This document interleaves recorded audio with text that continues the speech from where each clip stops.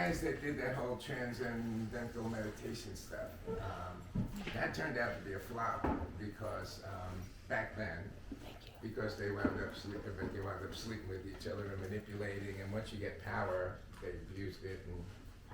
But he wrote a really cool book about you don't have to rehearse to be yourself, self-actualizations. There's some cool stuff in there. So the topic was going to be, you're not who you were, you're who you are now. Right? And then recently I came across something that was really interesting too. So I don't need any more information to know there's only now. I mean, no, enough spiritual books, meditate, I get it, there's now, but it's always kind of annoying that I spend like at least of my time there in a way, right? And so that's always an ongoing practice. Because right now, right now, are you thinking about eating food? Are you looking down? Wait, right in this second, what's wrong? Absolutely nothing.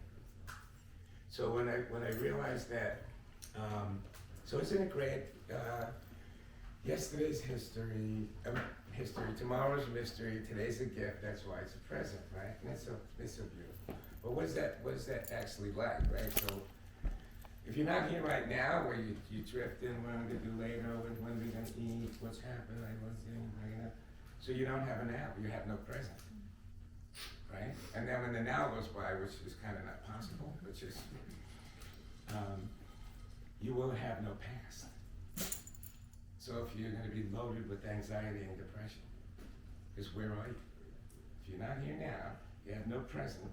If you as the nows come, you weren't there. So that's going to be the bulk of your anxiety and depression. And then the other thing I read was, or I saw, one of the gurus was doing a speech on it.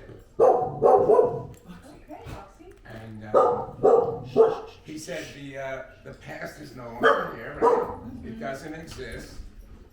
And the only thing that the past is a word. There's actually no past. It's a word. Come here, sweetheart. It's air. There is no past. Now, it doesn't mean we didn't have one. But to anytime, the only way you can make it exist is to say a word about it. Otherwise, it's not here. So he said, do you want to be wounded or wiser? You want to keep bringing the past back to...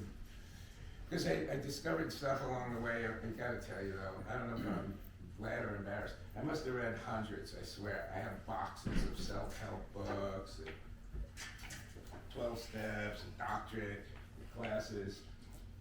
And it really just keeps coming back to really a certain amount of common denominators. So what's a spiritual, what is spirituality? It's like, what is God? Like, does anybody really know that?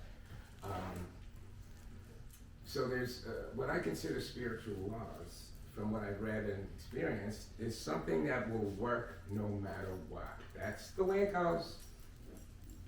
It's not right, wrong, good or bad. It's the way it goes, right? You can't make it go another way. For like a little concrete example would be, if you're a surfer